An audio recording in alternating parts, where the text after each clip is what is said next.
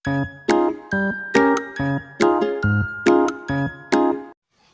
all, welcome to my channel Shantu E-Teaching. Today in this video we will learn about the actual sounds of the vowels. ಇಂದಿನ ವಿಡಿಯೋದಲ್ಲಿ ನಾವು ನಿಜವಾದ ಅಂದರೆ ಸರಿಯಾದ ಇಂಗ್ಲಿಷ್ನ ವೊವೆಲ್ಸ್ಗಳ ಉಚ್ಚಾರಣೆಯನ್ನು ತಿಳಿದುಕೊಳ್ಳೋಣ.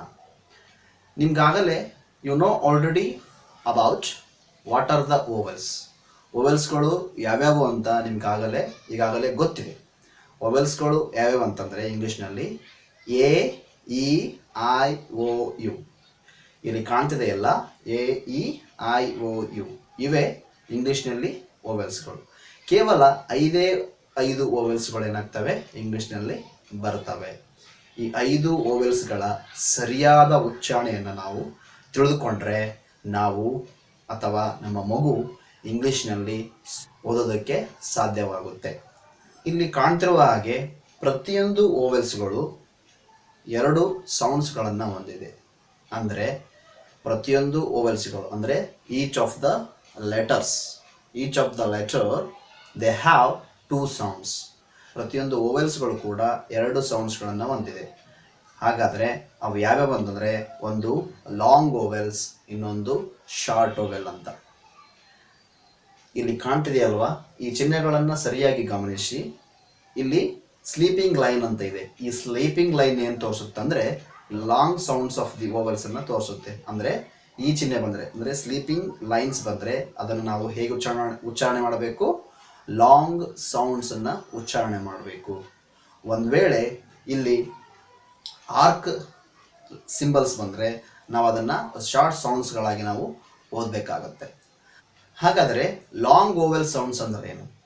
ಲಾಂಗ್ ವೊವೆಲ್ ಸೌಂಡ್ಸ್ ಅಂದರೆ the actual names of the letters. ಏನು ನಾವು ಲೆಟರ್ಸನ್ನು ಹೇಗೆ ಓದ್ತೀವಲ್ಲ, ಲಾಂಗ್ ಸೌಂಡ್ಸ್ ಅಂತ ಕರಿತೀವಿ. ಹಾಗಾದರೆ ಶಾರ್ಟ್ ವೊವೆಲ್ಸ್ಗಳೇನು?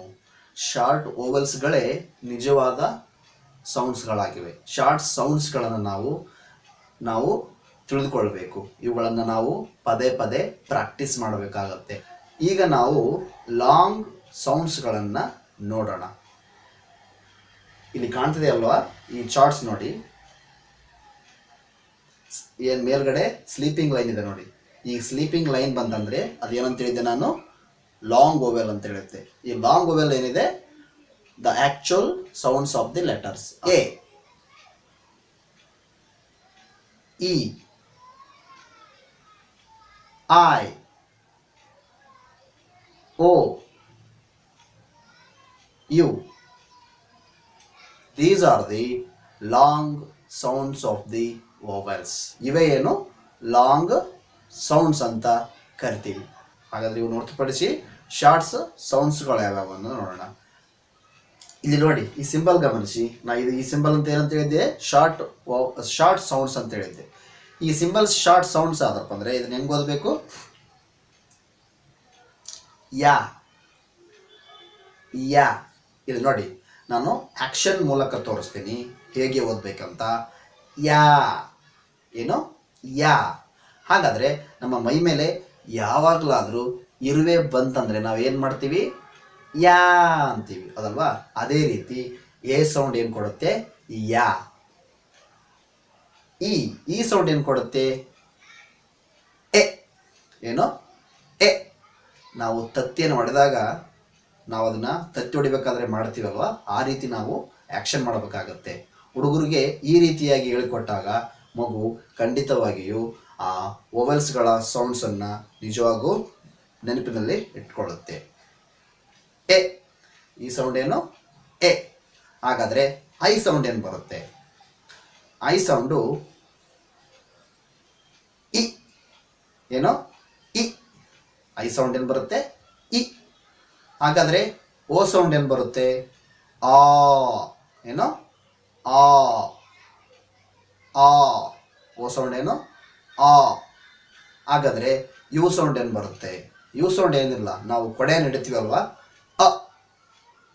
ಕೊಡೆ ಹಿಡಿಬೇಕಾದಾಗ ಹೇಗೆ ಹಿಡಿತೀವಿ ನಾವು ಕಡೆಯನ್ನು? ಈ ರೀತಿ ಹಿಡಿತೀವಲ್ವಾ, ಆ ರೀತಿ ನಾವೇನು ಮಾಡಬೇಕಾಗುತ್ತೆ? ಸೌಂಡ್ಸನ್ನು ಮಾಡಬೇಕಾಗುತ್ತೆ. ಯು, ಅ. ಇನ್ನೊಂದು ಸಲ ಪ್ರಾಕ್ಟೀಸ್ ಮಾಡೋಣ. A letter yeah. A letter sound ಏನು ಮಾಡುತ್ತೆ? ಯಾ. ಇ ಲೆಟರ್ ಸೌಂಡ್ ಏನಿರುತ್ತೆ? ಎ. ಐ ಲೆಟರ್ ಸೌಂಡ್ ಹೆಂಗಿರುತ್ತೆ? ಇ. ಓ ಲೆಟರ್ ಸೌಂಡ್ ಹೆಂಗಿರುತ್ತೆ? ಅ. ಹಾಗಾದ್ರೆ ಯು ಲೆಟರ್ ಏನಿರುತ್ತೆ? ಯು ಲೆಟರ್ ಅ. ಈ ಸೌಂಡ್ಸ್ಗಳನ್ನು ಅಂದರೆ ಶಾರ್ಟ್ ಓವೆಲ್ ಸೌಂಡ್ಸ್ಗಳನ್ನು ನಾವು ಜಾಸ್ತಿ ಪ್ರಾಕ್ಟೀಸ್ ಮಾಡಿದಾಗ ನಮಗೇನಾಗುತ್ತೆ? ಆ ಸೌಂಡ್ಸ್ಗಳು ನಮಗೆ ಕರಗತವಾಗುತ್ತೆ. So please practice these sounds more and more time. Watch this video again and again and perfect in these sounds. ಮತ್ತೆ ನಾವು ಮುಂದಿನ ವಿಡಿಯೋದಲ್ಲಿ ಕಾನ್ಸನೆಂಟ್ ಸೌಂಡ್ಸ್ಗಳನ್ನು ಹೇಗೆ ಓದೋದು, ಹೇಗೆ ಅವನ್ನ ಉಚ್ಚಾರಣೆ ಮಾಡೋದು ಅನ್ನೋದನ್ನು ನಾವು ಮುಂದಿನ ವಿಡಿಯೋದಲ್ಲಿ ತಿಳಿದುಕೊಳ್ಳೋಣ. ಎಲ್ಲರಿಗೂ ನಮಸ್ಕಾರ, ಧನ್ಯವಾದಗಳು. Thanks for watching this video.